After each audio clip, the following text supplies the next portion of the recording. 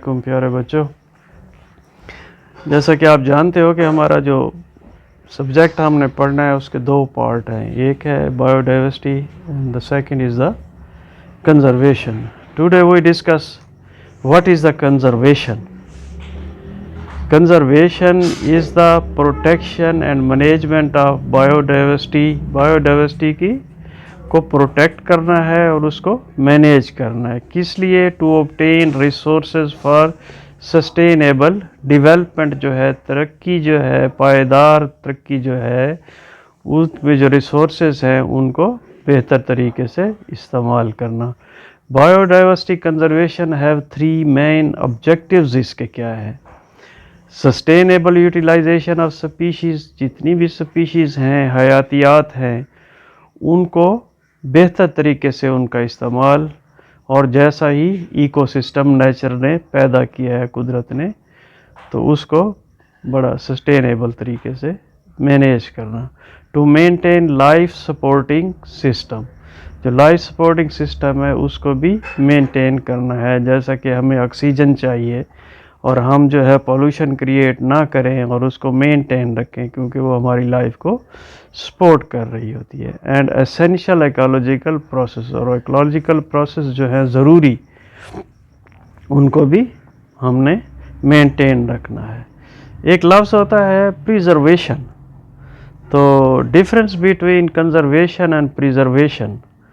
Conservation means wise use of natural resources. کہ جو natural resources ہیں، اللہ تعالیٰ نے جو ریسورسز پیدا کیے ہیں قدرت نے، ان کا بڑی دھیان اور عقل سے ان کا استعمال کرنا. اور جبکہ پریزرویشن کیا ہے؟ نان یوز ہے. استعمال نہیں کرنا ہے. کس کو؟ نیچرل ریسورسز کو، یا کوئی بھی ریسورس ہو اس کو ہم استعمال نہیں کرتے ہیں. ٹھیک ہے. لیکن جب ہم اس کا استعمال شروع کیا تو وہ اس کی پریزرویشن سے وہ باہر آ گئی، پریزرویشن ختم ہو گئی. ٹھیک ہے. دونوں both the words look same but these two different terms. اگرچہ یہ دونوں سیم نظر آتے ہیں لیکن یہ مختلف ہیں. because ideologically these are completely unlike from each other. یہ مکمل طور پر ایک دوسرے سے مختلف ہیں واقعی. When we use natural resources on sustainable base, it will be conservation. جو natural resources ہیں ان کو sustainable manner میں when use ہوئی تو then it will call the conservation. What is the, for example, natural resources? Our air, water, wildlife, etc.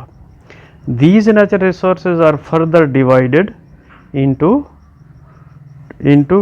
Renewable and non renewable. Renewable ہوتی ہیں کہ ہم انہیں دوبارہ پیدا کر سکتے ہیں یا دوبارہ وہ میسر آ سکتی ہیں، دوبارہ بن سکتی ہیں. جبکہ نان رینیویبل جو ہیں اگر ایک ٹائم میں فنش ہو جائیں تو دوبارہ ان کو پیدا کرنا مشکل ہو جاتا ہے. چھوٹی سی ڈیفینیشن ہے نیچرل ریسورسز کی. Resources that exist without action of human kinds. اب دیکھیں نا، فاسفیٹک کے جو آپ کے پہاڑ بنے ہوئے ہیں فاسفورس کھاد کے لیے، وہ انسانی ایکشن سے باہر ہے. انسان نے اس کا کوئی کنٹریبیوٹ نہیں ہوا اس میں کیا ہے؟ قدرت نے ہی بنا دی ہے نا. تو دس انکلیوڈ آل ویلیوڈ کریکٹرسٹکس. اس میں تمام ویلیوڈ جو انسانی زندگی کے لیے ضروری ہوتی ہیں خصوصیات، سچ ایز میگنیٹک ہیں، گریویٹیشنل ہیں، الیکٹریکل پراپرٹیز اور فورسز جو ہیں، یہ سب جو ہیں نیچرل ریسورسز ہیں. So difference between conservation and preservation depend on the principle behind them. ان کے پیچھے جو ہے کیا کار فرما ہے، کون سے اصول کار فرما ہے، تب ان کو ہم جو ہے نا رینیویبل اور نان رینیویبل کہتے ہیں. ٹھیک ہے. نیچرل ریسورسز کیٹیگریز میں رینیویبل، نان رینیویبل بتایا ہے. تو رینیویبل میں ٹمبر ہے، جیسے آپ کے فارسٹس ہیں، آپ ان کو کاٹ دیتے ہو، ٹھیک ہے، then can grow and again produce the timbers for next season اور دا نیکسٹ ٹائم. ٹھیک ہے. اور سب سے حیرانی کی بات آپ کو کرے کہ سن لائٹ جو ہے دیٹ از آلسو رینیویبل. ٹھیک ہے، سن لائٹ جو ہے اس کو ادھر جو استعمال کیا گیا ہے تو اس کے لیے لفظ استعمال کیا ہے پیراڈاکسس. ایسی چیز جو بظاہر غلط ہو مگر حقیقت میں صحیح ہو تو اس کو ہم کیا کہتے ہیں؟ پیراڈاکسس کہتے ہیں. اچھا آپ یہ دیکھیں نا، ہم اس کو کیسے رینیو کر سکتے ہیں سن لائٹ کو؟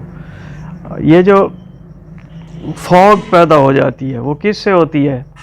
جو پولوشن ہم کریٹ کرتے ہیں، جو پولوشن کریٹ کرتے ہیں کس سے؟